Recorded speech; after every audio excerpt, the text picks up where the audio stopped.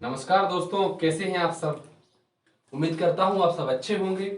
मैं हूं रोहित निरंजन और स्वागत है आपका हमारे यूट्यूब चैनल द सक्सेस पर। आज रीजनिंग में हम एक बहुत ही ज्यादा महत्वपूर्ण टॉपिक पढ़ने वाले हैं। एमपी पुलिस की परीक्षा हो, एसएससी जीडी की हो, रेलवे की हो या कोई भी प्रतियोगी परीक्षा हो जिनमें बस रीजनिंग आती भर हो, उनमें ये टॉपिक सबसे ज्यादा पूछा जाता है। एमपी पुलिस कांस्टेबल में तो इससे 5-6 प्रश्न बनते हैं। नाम है कोडिंग डिकोडिंग। बहुत सारे इसके प्रकार होते हैं। कोडिंग डिकोडिंग टेस्ट जो कि आज हम पढ़ने वाले हैं, इसके विभिन्न प्रकार पढ़ने वाले हैं। कितने प्रकार से प्रश्न बन सकते हैं या पूछे जा सकते हैं। हिंदी में इसका नाम है कूट लेखन या कूटवाचन। सबसे पहले ये समझिए कि इसकी जरूरत क्या पड़ती है। जैसे कि मेरे सामने जो कैमरा लगा है उसको संभाल रहे हैं राम सिंह। तो अगर मैं राम सिंह से कहूं कि राम सिंह भाई पुंटारो, मैंने कहा पुंटारो। अब क्या आप इसको समझ पाए कि मैंने इनसे क्या कहा।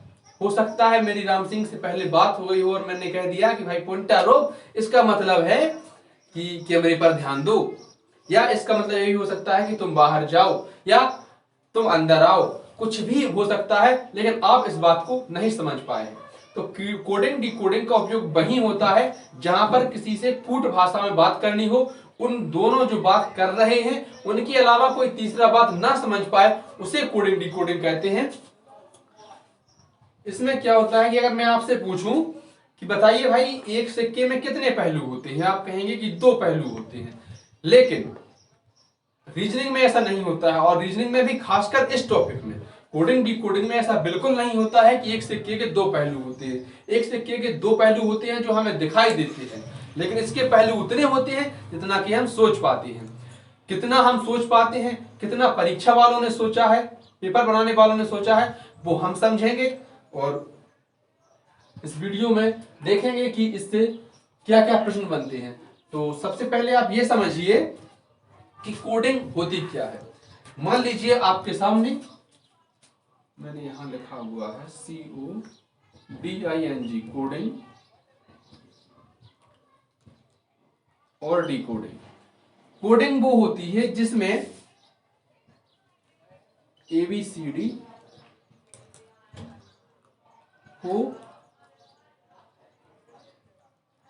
MNOP से दर्शाया जाए। इसमें कोई विशेष क्रम हो, तार्किक क्रम हो, यह जरूरी नहीं है। तर्कपूर्ण बात हो यह जरूरी नहीं है, लेकिन उन्होंने दर्शा दिया तो इसका मतलब ए को एम दर्शाया गया या इनमें से किसी को इनमें से किसी के से दर्शाया गया है। जबकि डिकोडिंग जो होती है यह तर्कपूर्ण होती है। यही जैसे ABCD को ही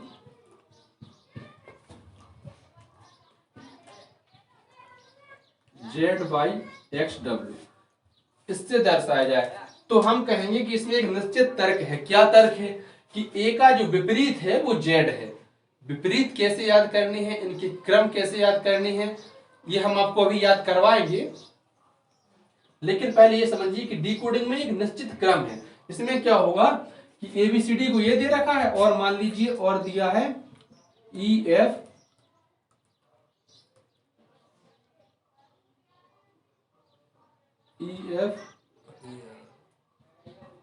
GK, इसको दे रखा है STVW।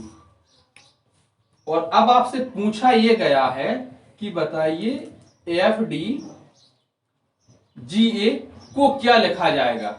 इस प्रकार के प्रश्न इससे बनते। इसमें क्या होता है कि इसका ये दे रखा है विपरीत, तो अगले आपको फिर कोई दे देगा। अब इनका विपरीत बताइए, इनका क्रम बताइए, तो आप कहेंगे कि इसका विपरीत ये लिखा हुआ है तो इसका विपरीत निश्चित ही इनका विपरीत जो होगा वही इसका आंसर होगा। विपरीत कैसे याद करनी है, ABCD तो सबको आती है, लेकिन विपरीत याद करने के पीछे एक बढ़िया कहानी है, रोचक कहानी है। सुनिए पूरी कहानी। कहानी ये है, कहानी तो बड़ी गहरी है, लेकिन आप में से कुछ लोगों को याद होंगे और कुछ को नहीं होंगे। कई बार लगता होगा कि कैसे याद करें, काफी टाइम। कुछ लोग ये भी करते हैं कि परीक्षा में पहले ही लिख लेते हैं, पर इससे क्या होगा कि टाइम ज्यादा बर्बाद होगा। वो एक रफ कार्य के लिए पेज देते हैं, लेकिन वो पेज परीक्षा टाइम शुरू होने के बाद देते हैं, तो निश्चित है कि आप 1 से 2 मिनट 3 मिनट इसमें बर्बाद कर सकते हैं। लेकिन अगर एक कहानी के माध्यम से मैं आपको सुनाऊं, मैं दावे से कह सकता हूं कि आपको 1 मिनट में याद हो जाएगा, और ऐसे याद हो जाएंगे कि आप जीवन भर भूल नहीं सकते। बस कहानी ध्यान से सुनिए। सबसे पहले ये देखिए, ए टू जेड। कोई भी काम हम ए टू जेड करते हैं, इसमें तो कोई ज्यादा दिक्कत है नहीं। इसके बाद क्या होता है कि बाय, सबको बाय बोला जाता है, कहीं आते जाते टाइम बोलते हैं ना बाय। क्रैक्स सबने खाए होंगे, उसमें एक छोटा खिलौना भी निकलता था और खाने के भी काम में आए क्रैक्स। David Warner, DW। देखिए, डेविड वार्नर एक ऑस्ट्रेलियन क्रिकेटर है, बड़े प्रसिद्ध खिलाड़ी हैं, DW, डेविड वार्नर। अब यहाँ ये देखिए, ए का विपरीत जो है वो जेड है, और जेड का विपरीत ए है। बी का विपरीत बाई है, और बाई का विपरीत क्या है, बी है। सी का विपरीत आप कहेंगे एक्स है, और एक्स का विपरीत सी है। डी का डब्ल्यू, और डब्ल्यू का डी। कहानी यहीं से शुरू होती है, कहानी जो है वो यहीं से शुरू होती है। चलिए यहीं से ऊपर से देखते हैं। क्या हुआ कि इंडियन रेलवे में भारतीय रेल, इंडियन रेलवे में जीटी एक्सप्रेस नाम की चलती है एक ट्रेन। जीटी एक्सप्रेस नाम की एक ट्रेन चलती है। तो इसमें क्या हुआ कि केपी सिंह नाम के थे एक टीटी। केपी सिंह नाम के एक टीटी थे। अच्छी बात है, सब में होते हैं। फिर क्या हुआ कि हाई स्कूल के 2 बच्चे इस ट्रेन में चढ़ जाते हैं। हाई स्कूल मतलब कक्षा 10, उम्र देखें तो 15 साल, और यही उम्र तो खतरनाक होती है गुरु। तो हाई स्कूल के 2 बच्चे इसमें चढ़े, एक लड़का था एक लड़की। जब चढ़े तो दोनों का लग गया मन। जब दोनों का मन लगा तो केपी सिंह जो थे टीटी परेशान हो गए। अब देखिए, मन लगा दोनों में, हो गया लव। तो लव को लिखते हैं LOV, तो L का O और V का E। देखिए, हाई स्कूल के 2 बच्चे चढ़े, दोनों का मन लग गया और दोनों में लव हो गया। लव हुआ तो केपी सिंह हो गया परेशान, बोले भाई उफ,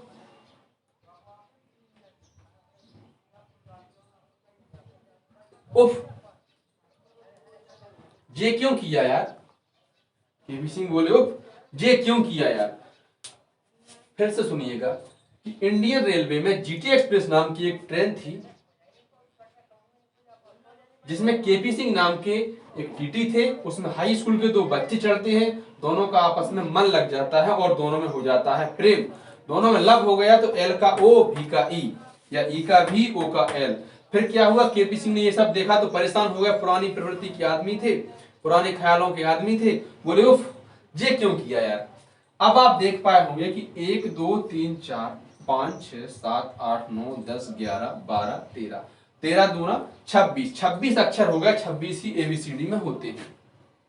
क्या आप इतनी बात समझ पाए कि अगर मैं आपसे पूछूं कि बताइए L का विपरीत क्या होगा, आप कहेंगे कि दोनों में लव हुआ था, तो L का विपरीत होगा O। मैं कहूंगा K का विपरीत कौन है, तो आप कहेंगे, आपको दिमाग में घंटी बजेगी, केपी सिंह नाम के टीटी थे, तो आप कहेंगे K का P होता है, या P का K होता है। ये मैंने आपको इस कहानी के माध्यम से इनका विपरीत क्रम बताया। अब हम आपको संख्या के इनका क्रम बताते हैं, उनका नंबर बताते हैं, कि उसकी पोजीशन बताते हैं कि कौन किस नंबर पर है। क्या आप कहानी फिर से सुनना चाहते हैं? देखिए, A to Z सभी जानते हैं, A to Z, B by, क्रैक्स CX, C का X है, X का C, और डेविड वार्नर, बड़ा खतरनाक खिलाड़ी है डेविड वार्नर।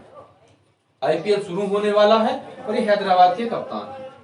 देखिए, फिर क्या हुआ कि इंडियन रेलवे में जीटी एक्सप्रेस नाम की चलती है एक ट्रेन।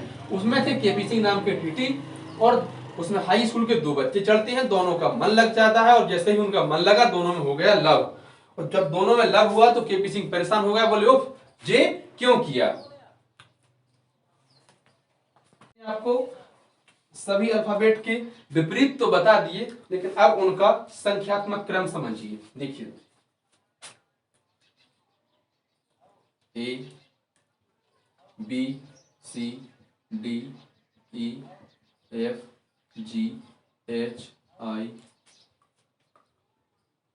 जे के एल एम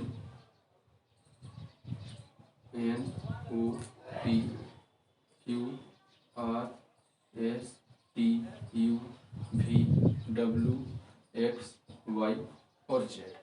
ये जो है मैंने विपरीत भी लिख दिए हैं। ए का क्या होगा, जेड होगा, बी का वाई होगा। लेकिन ये कहानी तो आप समझ गए हैं। अब समझिए कि इनका संख्यात्मक मान क्या है, क्रम क्या है। 1 2 3 4 5 6 7 8 9 10 11 12 13 14 15 16 17 18 19 20 21 22 23 24 25। कहने को तो आप इनको रट भी सकते हैं, लेकिन हम क्या क्या रटेंगे, इसलिए जरूरी यह है कि कॉन्सेप्ट से समझा जाए। अब क्या होता है कि एक वर्ड है ई जे ओ टी वाई, बहुत सुना भी होगा आपने। इसमें क्या होता है कि 5 5 के इनका अंतर होता है। ये 5 10 15 20 और 25।